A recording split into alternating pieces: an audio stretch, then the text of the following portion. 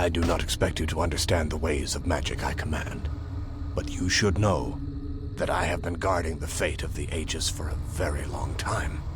Azunai's shield must be reforged. The fate of the world depends on it. The pieces must be brought together, and you now have one of them. This is not my role. If I could reforge the shield myself, I would have done so long ago. I must entrust that task to another. If you find a way to gather the other 3 Aegis, then the restoration of the shield becomes possible. But for now, young warrior, you must concern yourself with the princess. The princess is leading the resistance. Save her, or the revolution will be crushed, and this world's fate will be sealed. Valdis' dark wizards have hidden her in the deepest level of the Azunite burial grounds, and that is where you will find both the princess and those ancient sorcerers, if you hurry. The princess is strong indeed, but the dark wizards are stronger. She will not last long under their interrogation. Quickly go through here. The entrance to this underworld lies in the ancient graveyard now called the Garden of the Ancients. Once inside the Azunite burial grounds, work your way into their frozen depths until you reach the area known as the Azunite Catacombs. The princess is being held within the deepest chamber.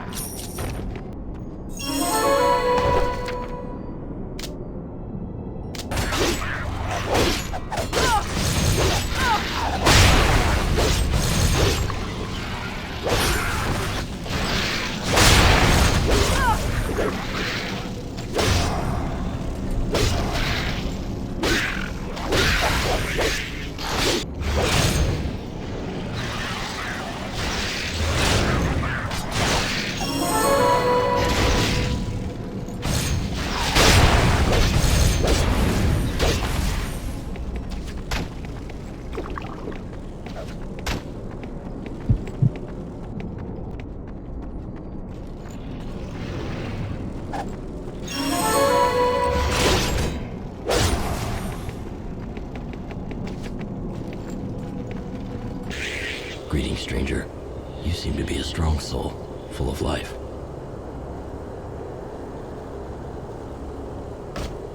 So many questions. One does not merely stumble into the Azunite catacombs. The dead guard their domain jealously, and do not take kindly to intrusions of the living. How could you have journeyed here and not know that? Brave words. That is good. But I cannot let you pass in any case. Because I have been tasked to guard this way until I learn something. Others have sought to bring me information, but have failed. The battle must be going ill indeed for so many to ignore the bidding of Champion Ravan. What? Have you spent your life under a rock? The deeds of my brothers and I have inspired songs in every tavern and hall throughout the land. We have won more skirmishes against Zeramos hordes than any men living. We have never been defeated. I will not hear such nonsense. Only last month we routed a band of his marauders pillaging the shores across from Iliera. After the battle, we parted ways. My brothers Fiendin, Dalziel, and Gregor returned here to the northern reaches to deal with additional attacks. I rejoined Azunai, and last week led his van in a sortie against Zeramos outriders. We easily squashed them and were cleaning the blood off our weapons when the messenger found me. He was sent from Snowbrook Haven to bring me word of my brother's deaths. Except for you.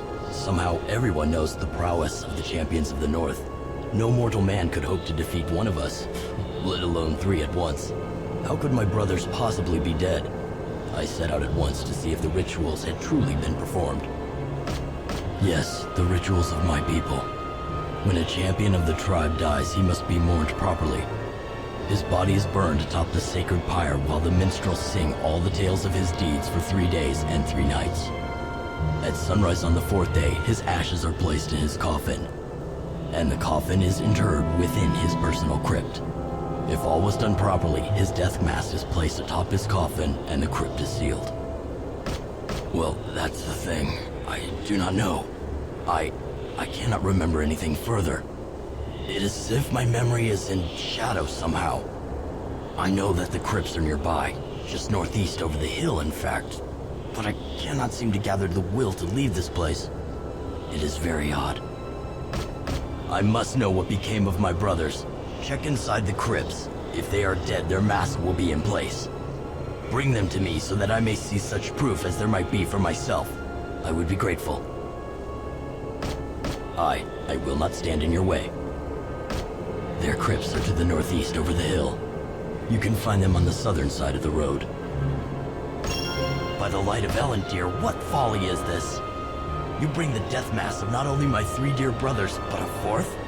But this means it cannot be. By all that is holy, what has happened in my hands? And this mask is mine! Ah, the pain! The memories of 1,000 years flooding my mind! It is more than I can bear! My hands, my body, none but bones! My brothers, dead! Myself, dead! No, undead! Oh, how has this happened? A memory, those eyes, burning! Would that such a memory had remained lost! His eyes captivated me. I could not look away. I came across him amongst the gravestones, just over there. He was bent over Dalziel, my poor brother's body. It was convulsing in silent screams. Oh, how could I have forgotten his screams? I yelled and ran towards him. It was a lich. He turned and simply stared at me. I think I dropped my axe. I could not look away, could not move. He came to me and said, "A fitting trophy you are, Champion Ravan. You shall abide here beneath the sky and guard my door. Latizo claims you as his prize." His eyes, they burned into me, and my will faded as if vapor. His voice grew distant. All of my memories, even those of my brothers lying dead at my feet, sped away from me as a horse at a high gallop, until all I knew was to stand here and say but one thing to visitors unlucky enough to address me. If the traveler wished to discover vast treasures, he should journey into the depths of the catacombs. There he will find a door marked with the symbol of death, and upon its doorstep he should utter the name Latizo. I do not know. Somehow I saw you and felt hope. It was as if somehow I knew you. Free? I am not free. I am an abomination, a ghoul. I wish only to find a final release from this living death. I do not think that will be possible while Latizo still lives. If you are able to do that, my friend, I will be eternally grateful. I do not think you will have trouble finding him. Speak his name, Latizo, while standing upon the symbol of death at his door, somewhere in the depths of the catacombs. Return with my soul stone. Past traveler.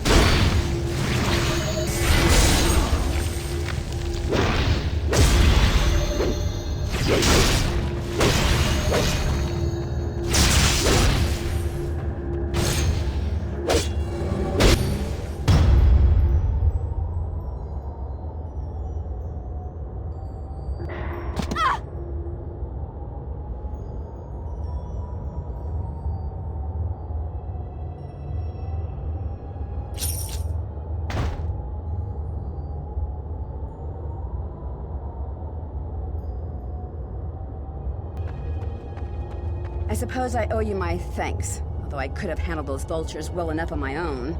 Who are you?